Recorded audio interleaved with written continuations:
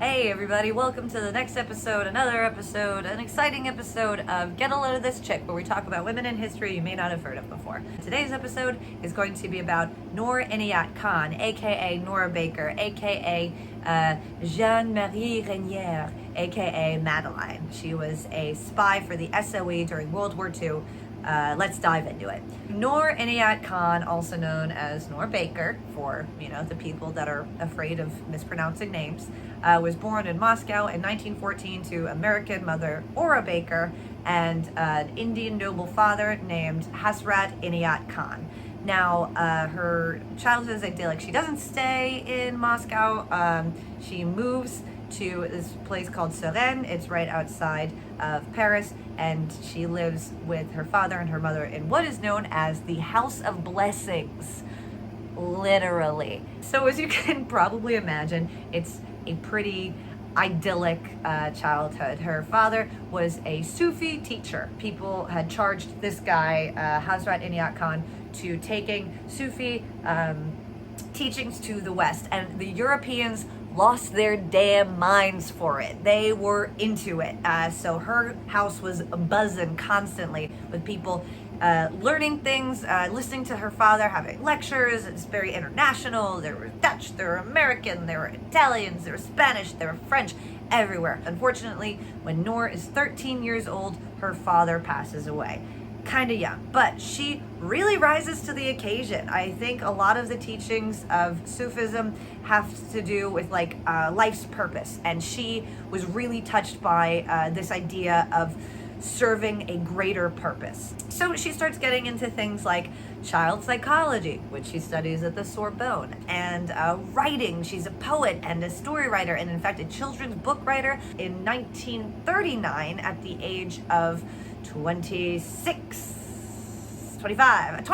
she writes her first children's book. That's insane. She's 25 years old writing her first children's book, the 20 Jataka Tales. That's really hard to say. 20 Jataka Tales. All right. Whew, that's a mouthful of teas.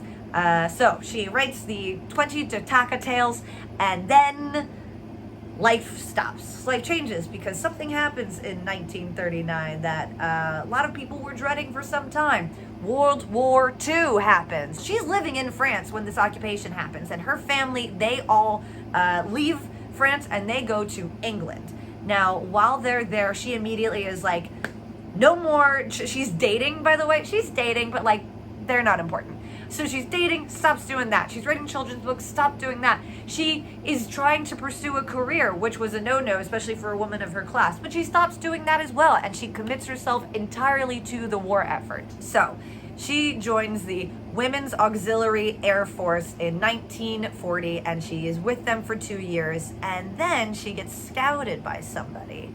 Ooh, who finds her but the SOE?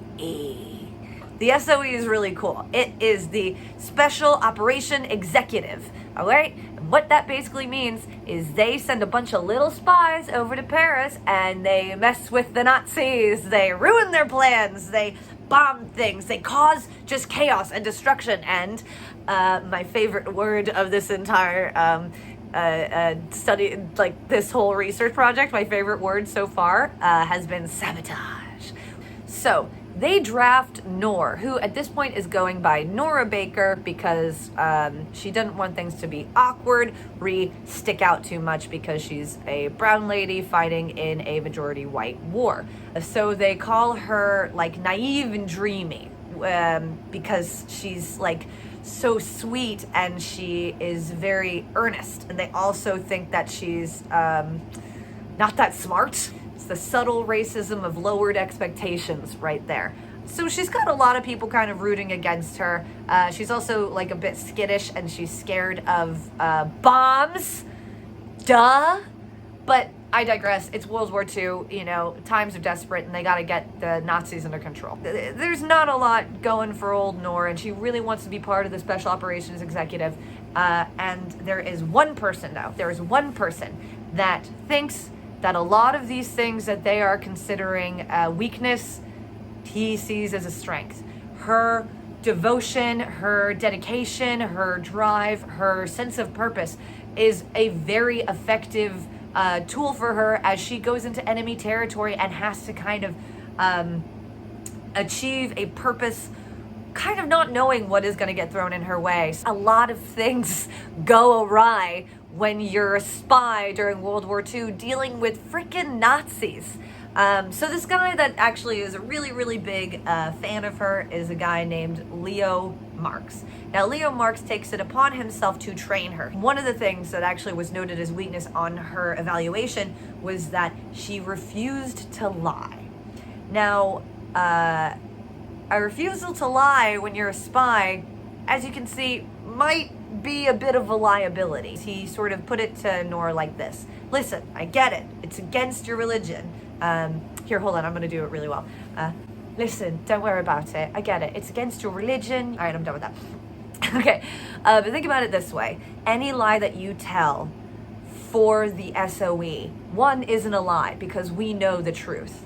And two, you are saving lives. She's able to get behind this. She does her evaluation. She passes with flying colors. Even Leo Marx kind of didn't want her to pass because he had gotten a little bit of a crush on her and wanted her to stick around, but he was able to see that, like, not only did she work her butt off, but she had just the heart of somebody who needed to go and be right in it to make the difference. June 16th, 1943, she flies into enemy territory. So she flies into Paris, and the network that she's a part of, the Prosper Network, it's already in shambles. Within a week of her getting there, there is a leak and there is a huge Gestapo crackdown, and so many of her fellow agents are arrested and taken into custody by the Nazis. Now, we don't need to talk about this guy because he's a little snitch, but the guy's name is Henri Dericourt. Henri Dericourt, he is the guy who was a double agent. He was spying for the British, taking the information he got there, giving it to the Germans. So the network falls. And luckily for Noor, she just barely is able to escape capture because she's riding her bike back to the safe house, and somebody comes out and is just like, the Nazis know we're here. The Nazis know what we're about. Get as far away from here as you can. Go to Paris. She only has one little bag because she didn't have time to go in and get her belongings and her radio operating gear, and she bikes to Paris. Now, she finally finds a safe house, and she's able to set up and basically let the English know that she's okay, but she has to lay low. The danger of being found out is insanely high at this point. The average life expectancy for a radio operator and the special operations executive is 6 weeks. So she's constantly moving from one place to another. She is evading capture. She's changing her hair because she needs to be able to blend in and kind of be disguised because the Nazis have found her code name. They've kind of have a vague physical description of who she is.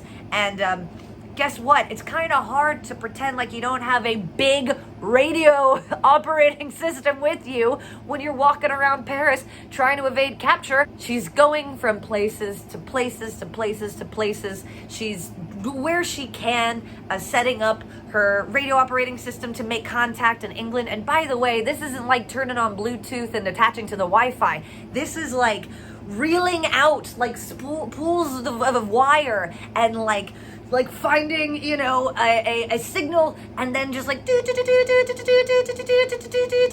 so she's basically always, there's no time to make mistakes. And at one point or another, I think she even gets almost found out by a Nazi, like some guy like walks around, and women at the time are considered such a non-threat that she just uses her beauty because, you know, even today, if a girl is in a sticky situation, she can sometimes, if really necessary, flirt her way out of it. Please, feminists, don't be upset with me. So this Nazi comes up to her and she's setting up her radio, and he basically is like, what's going on there? And she essentially turns to him and then like doe-eyed is just like, I know the BBC is banned, but I really like jazz music, and I was hoping to listen to some tonight. Do you like jazz, monsieur? Boom. And he was just like, oh no, I do like jazz. So she evades capture. She evades capture for 4 months. Now that is twice the life expectancy of a radio operator and then some. So it's needless to say, she's actually killing it on her missions abroad. But she starts to get a little, sloppy. She is writing things down in her notebook. She is not supposed to write down any of the messages that she intercepts from England. She is seeking out people that she knows. You are not supposed to find people who know you because the Nazis are paying people for information. People are crumbling because they're starving and need money. And you trust no one when you're a spy. But this is not Noor's way. There is a real awful woman who is bad for women who finally turns Noor into the Nazis. Her name is Renee Gary. She not only was collaborating with the Nazis, but also, like, the reason she turned Noor in is so dumb. She was jealous of her for getting attention from a guy that she had a crush on. That is it. So after 4 months, Noor is captured by the Nazis. Nazi questioning is really psychologically treacherous. They good cop, bad cop you, obviously. But the bad cop, like, smashes your fingers with a hammer, while the good cop is like, we could make things easy for you if you just told us a couple of your friends' names. So under this questioning, a lot of British spies, British agents, they crack. They hear things that they need to hear, want to hear, and decide to divulge information just with the hopes of, like, maybe being sent home, maybe being kept because they're seen as having more information. Whatever reason they start to spill the beans, they spill the beans. But I wouldn't be talking about Noor Inayat-Khan if she did. So it's probably no surprise to you. Not only does she not crack under questioning, but she doesn't lie either. So she doesn't portray her morals as a Muslim. She maintains just total silence. She's just like, I don't need to talk to you. I'm not going to tell you anything. I don't need to tell you anything. And your uniforms are ugly. Also, I didn't say this and I keep forgetting to mention it, but during her arrest, she bit her arresting officer, which, like, heck yeah, I love a scrappy lady, and I love a scrappy lady who is doing it for a just cause, okay? Not everybody can deck someone, but man, oh man, a good bite can do real damage if you've got a strong jaw. So when Noor was captured, the Nazis found her notebook. And this is what I meant, she was getting sloppy. Her notebook had, like, all of these messages and all this information so that the Nazis could actually pretend to be her and communicate with England for long enough to actually get 3 captures from the information that they got from her. She's in prison. They're trying to get her to crack. They keep kind of, like, taking her back and forth for questioning, and eventually she decides, I'm going to escape. She makes 2 escape attempts. This is, I mean, she did it because she had to. You want to get out, and if they worked, she would have been home free. They didn't. She was captured and taken back both times, and after the second time was given basically the sentence of night and fog. There's a German word for it, but I don't want to butcher it, so I'm not going to say it, but, like, it translates to night and fog, which basically means, like, make her disappear. She is isolated. She is kept in chains for the entirety of her capture, and she is starved and beaten after she's transferred to Germany, and then later to Dachau, where she, on September 11th, 1944, is executed. She was awarded the George Cross posthumously, and she was also awarded the Croix de Guerre posthumously. And then in 2012, there was a statue erected in London in her honor for her brave work during World War II and her enduring legacy as one of the most effective and incomparable spy of her time. So there it is. That is Noor Inayat-Khan.